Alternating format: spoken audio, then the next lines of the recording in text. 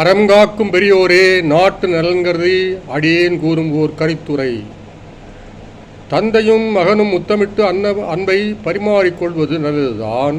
ஆனால் அதை வீட்டிலே வைத்துக் கொள்ள வேண்டுமல்லவா? வெளியில் கொண்டு வர அவசியம் இல்லையே. அதாவது சமூக ஊடகங்களுக்கு கொண்டு வர வேண்டிய அவசியம் இல்லையே. இதோ உதயநிதியின் 49வது பிறந்த நாளிலே ஸ்டாலினாரும் உதயநிதியும் அனைத்து முத்தமிடும் காட்சி சமூக ஊடகங்களிலே வந்து கொண்டு இருக்கின்றது. இப்படிப்பட்ட முத்த காட்சியை முதலிலே கொண்டு வந்தவர் கருணாநிதி தான்.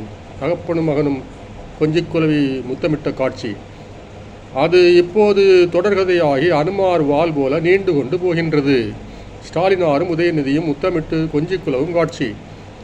முத்த காட்சியை வீட்டிலே வைத்துக் கொள்ள வேண்டும், வெளியில் கொண்டு வரக்கூடாது. இல்லையேல் குடும்ப வாரிசு அரசியல் என்று ஏற்கனவே பல்லவி பாடிக்கொண்டிருக்கும் எதிர்க்கட்சியின் வாய்க்கு அவல் கொடுத்தது ஆகிவிடும் அன்றோ.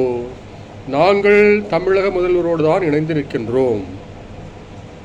இந்த நேரத்தில் பார்த்து குடும்ப அரசியலை கொண்டு வந்து நுழைப்பது யானை தன் தலையில் மண்ணளி கொண்டு போட்டது ஆகும் அல்லவா? வெண்ணெய் திரண்டு வரும் நேரம் பார்த்து சட்டை உடைத்த கதையாகும் அன்றோ. சீசரின் மனைவி சந்தேகத்திற்கு அப்பால் பட்டு இருக்க வேண்டும் அன்றோ. அண்ணாவுக்கு பிள்ளை என்றாலும் கூட வளர்ப்பு மகனுடன் அவர் என்றாவது புகைப்படம் எடுத்து சமூக ஊடகங்களிலே வெளியிட்டது உண்டோ. ஸ்டாலினார் கட்சியின் முன்னோடிகளை பின்பற்ற வேண்டும் அன்றோ. எம்போன்றோர் அவ்வப்போது வழங்கும் இடித்துரைகளை மனமோந்து ஏற்றிட வேண்டும் அன்றோ. இன்றேல் இடிப்பார் இல்லாத ஏமராமன்னன் கெடுப்பார் இல்லானும் கெடும்.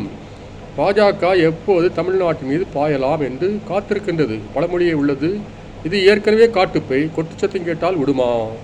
பைபிளும் எச்சரிக்கின்றது, அலகை கர்ச்சிக்கும் சிங்கம் போல் யார் மேல் பாயலாம் என்று தேடித் தெரிகின்றது. 1 ராயப்பர் 5:8. அனைத்திலும் விழிப்பாயிருங்கள் என்கிறது. 2 தீமோத்தேயு 4:15.